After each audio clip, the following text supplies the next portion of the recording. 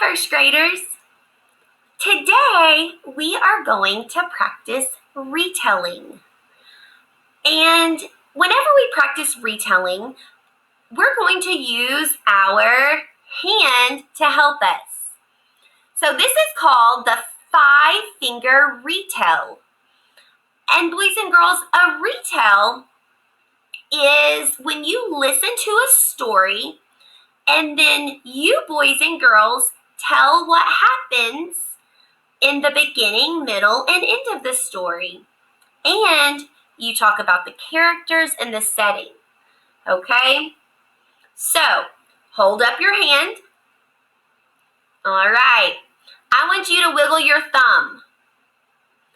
So, our thumb stands for the characters, boys and girls.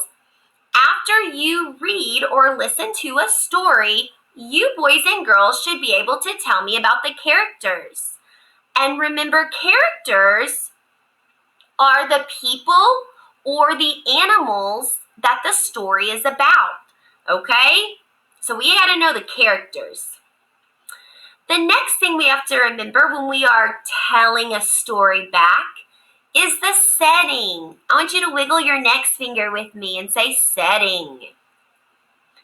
Okay, the setting is where did the story take place? So where did the story happen? You need to remember where it happened.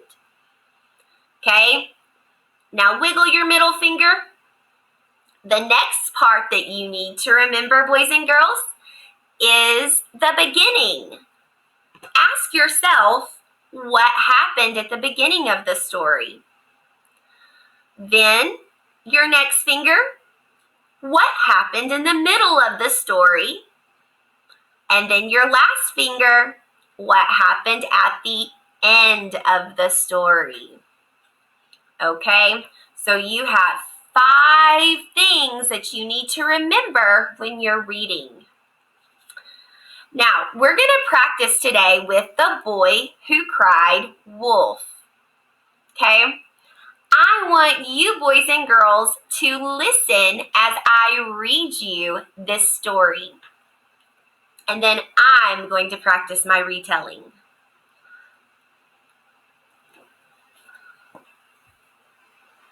Long ago, a boy took care of some sheep. The sheep lived in the hills. The hills were by a big forest.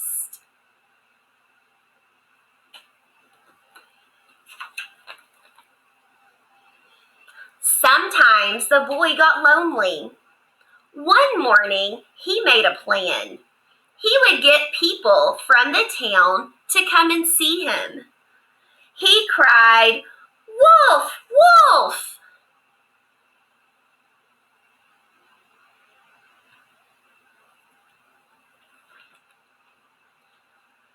The people in the town thought the boy needed help.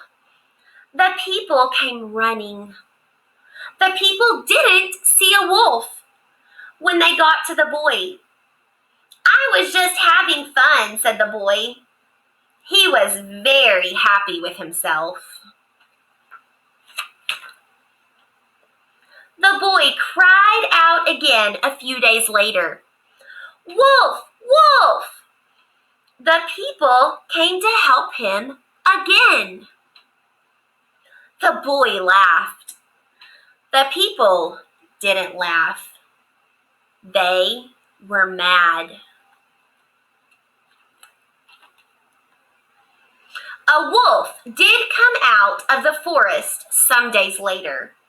The wolf wanted to eat the sheep. "Wolf, wolf!" cried the boy. But no one came. "Wolf, wolf!" cried the boy again. Still, no one came. Then the boy was very sad.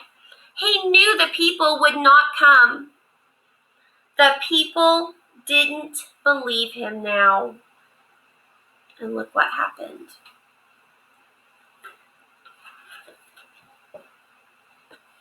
So the wolf had a good dinner, And the boy never cried wolf again.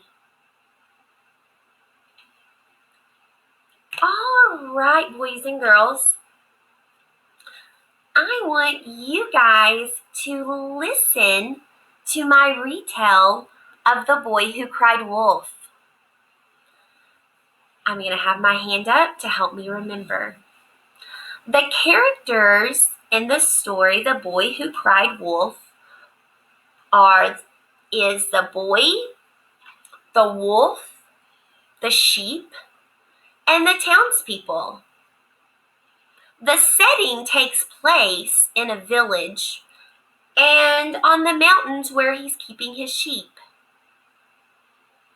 In the beginning of the story, the boy is very lonely, so he pretends that there is a wolf trying to get his sheep. The people come, and they are not happy that there's no wolf.